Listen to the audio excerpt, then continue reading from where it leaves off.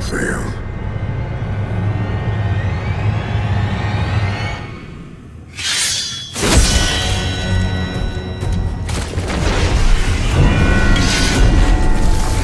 So one of the big, huge, massive announcements here at Gamescom, obviously the expansion of Diablo 3, something that people sort of saw coming. Maybe there will be an expansion to Diablo 3 at some point, but can you just, take us back to when you sat down, you actually felt like Diablo 3, okay, it's the game that's out there, now we want to work on the expansion, and what your thoughts were and what your objectives were at that point? So for Reaper of Souls, I think our goal number one was to really capture and deliver on that promise that is Diablo.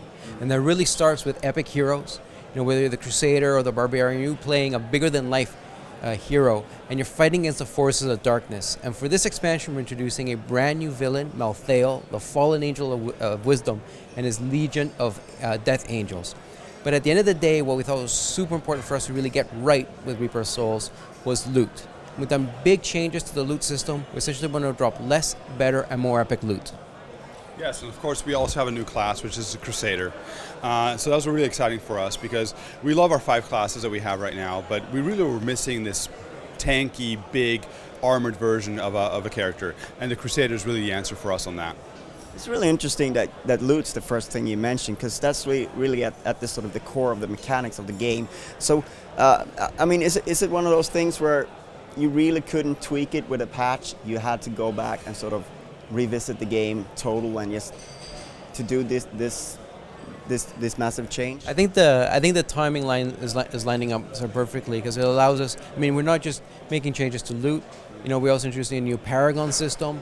As I mentioned at the conference, we're really sort of revamping all the end game options. So it felt like a really good moment for us to sort of inject a lot of new blood into the systems, and to really sort of provide a long-term platform for players playing Diablo into the future. So I suppose that loot runs is sort of something that addressing players who felt like there's no way to sort of just jump in and get a quick burst of action. Is it sort of a direct reaction to what players have sort of longed for? Or? Oh, absolutely. It's not just a direct reaction to what players have wanted, it's a direction that we've wanted as well. It's absolutely. Like, what is not the promise of Diablo, then going into a random dungeon with random monsters and a boss at the end and getting some epic loot. So really it's kind of like all the awesomeness of Diablo condensed into 15 and 20 minutes of gameplay. Fun. You'll get to see actually dungeons in a different way, because obviously you have a different lighting in them, and different monsters that you usually wouldn't encounter in those situations. So those kind of aspects are really fun for us. And like you said, you sort of go in, get your fix, and you can get out again. So it's really, really fun. Yeah, because it's like sometimes you don't have that sort of 3-hour space of time, but you got a friend who's online and he wants to play a little bit, and that's sort of easing that sort of thing, right? Yeah, that's very much the intention. Of course, you're going to start off with like, I'll do a loot run or two, and the next thing you notice is 3 hours have passed, and you've been having a ball playing.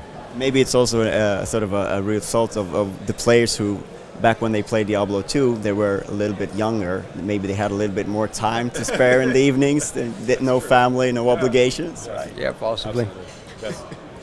Okay, so let's talk a little bit about the new act. So, what kind of elements, what kind of tones do you what do you want to bring? What kind of mood can people expect from it? So we were really excited about working on Reaper of Souls, because for us, it really is sort of amazing to work on the new villain, which is Malthael, obviously, and this is the Angel of Death. And so this brings already a lot of darkness and sort of these gothic overtones to the series. Of course, we have the Crusader, which, as I mentioned earlier, is heavily armored.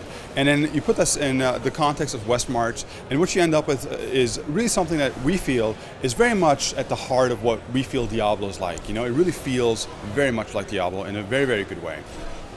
Yeah, I'd say from the beginning, when we were conceptualizing, especially the beginning of the game, we sort of hit upon this term, this sort of haunted apocalypse. We really wanted to feel Westmarch like something evil has happened here, and it's just like the city's become more than just a ghost town, right? And where the shadows, the dead are just hiding in the shadows and ready to come out at you. And I think one of the magical things of Diablo is that sort of gothic setting, the sort of feeling that, it's just like a world is barely lit by candlelight, and that you're the brave adventurer going forth into that darkness. And I think Westmarch is a great platform, a great setting for us to deliver on that.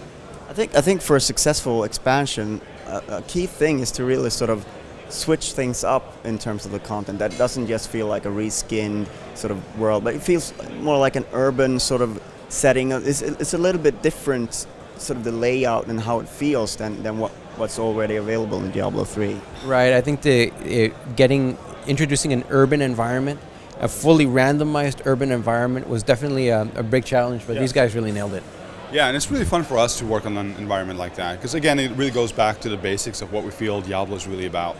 And also in Westmarch, we have the opportunity to have seamless integration of the exteriors and the interiors. So as you go through the city and you fight, you'll be able to go inside of buildings, fight monsters, or do whatever, and then walk out again and continue your struggle to fight evil through those streets. So that's really exciting for us.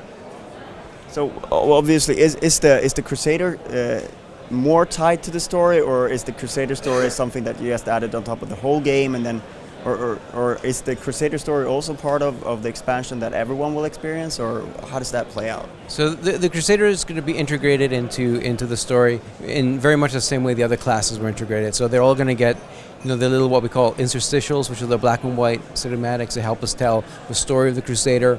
You're gonna be finding sort of lore books that tell you more about the Crusader, and also we added a lot of new dialogue options with your followers.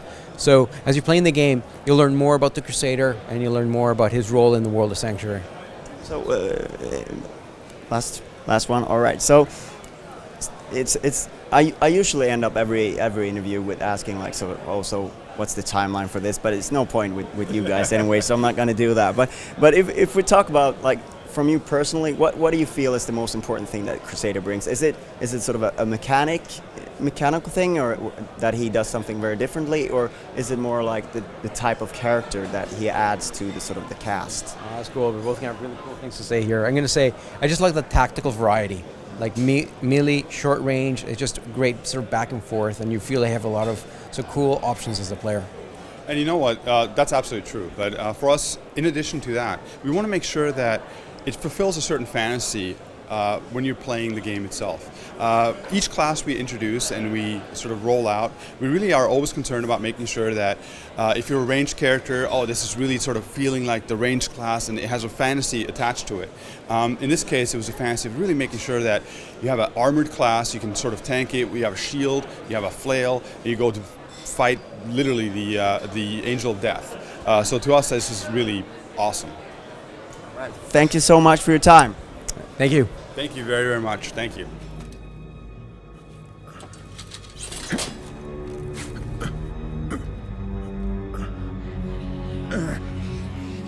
Brother, why?